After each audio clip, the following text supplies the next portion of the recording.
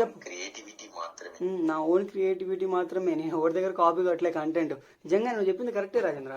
నా own creativity ప్రతి ఒక్కటి నా ఓన్ గానే చేసింది. ప్రోడక్ట్ గురించి తెలుసుకుంది నా ఓనే, దాన్ని వాడింది నేను, అది నా ఓనే. నా రివ్యూస్ కూడా నా ఓనే, ఎవరి దగ్గర కాపీ కొట్టలేదు. నిజంగా నువ్వు చెప్పింది రాజేంద్ర క్రియేటివ్. నా ఓన్ గానే నేనే క్రియేట్ చేశా. బట్ ప్రతి ఒక్కటి ఇన్ఫర్మేటివ్ గా ఉంది అండ్ కరెక్ట్ గా డీటెయిల్ గా ఉంటేనే చెప్తున్నా.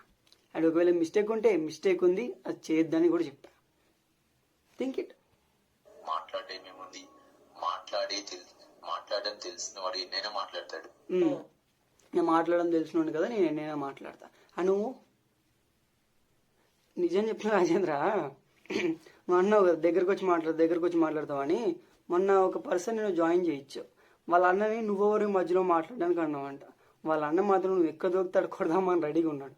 నువ్వు మాత్రం కనపడితే